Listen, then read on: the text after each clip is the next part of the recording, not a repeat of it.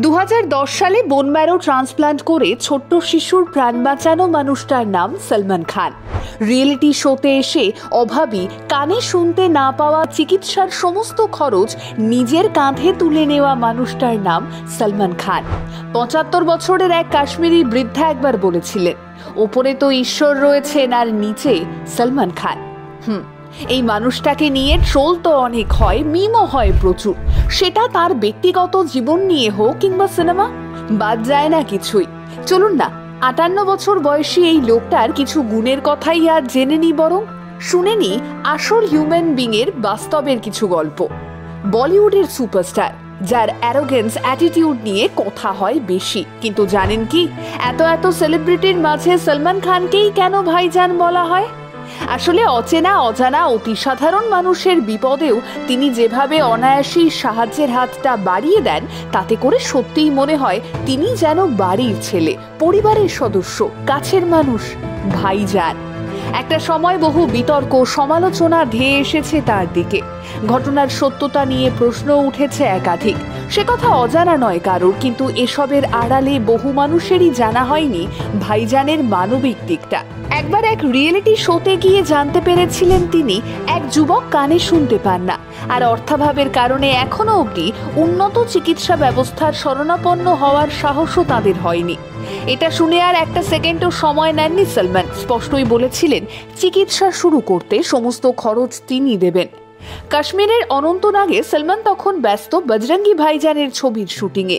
এলাকার এক দরিদ্র পরিবারের 75 বছর বয়সী মহিলা জায়না বেগম এসে তার দারিদ্রতার কথা জানান সলমনকে, আর সঙ্গে সঙ্গেই তা শুনে মহিলার বাড়ির এক সদস্যকে একটা ভালো চাকরির ব্যবস্থা করে দেন সলমন। মিডিয়াকে সমস্ত তথ্য জানিয়ে জায়না সেদিন বলেছিলেন, ওপরে ঈশ্বর আছেন আর নিচে সলমন খান। এমনকি এই ছবির শুটিং চলাকালীন শুটিং ইউনিটকে নিয়ে গিয়ে পার্শ্ববর্তী এক গ্রামে গরিব মহিলাদের শাড়ি বিলি করে আসেন ভাইজান। শোনা যায় সেখানে দুরবস্থায় থাকা বাড়িগুলোতে রং করার কাজ তিনি নিজের হাতেই তুলে নেন।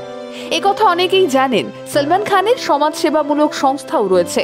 আজ বিং হিউম্যান সারা দেশের বহু মানুষের মুখেই হাসি ফুটিয়েছে।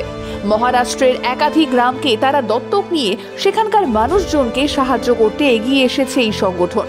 একবার মুম্বাইয়ের বান্দ্রাতে এক রেস্তোরাঁতে পার্টি করছিলেন সলমন। তিনি রেস্তোরাঁর বাইরে বেরোতেই দেখেন কয়েকজন ছোট্ট শিশু আঁকা বই বিক্রি করছিলেন।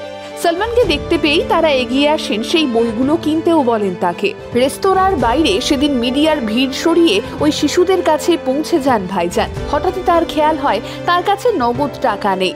এমতাবস্থায় বডিগার্ডদের কাছ থেকে টাকা নিয়ে সেই বইগুলো কিনে নেন ভাইজান।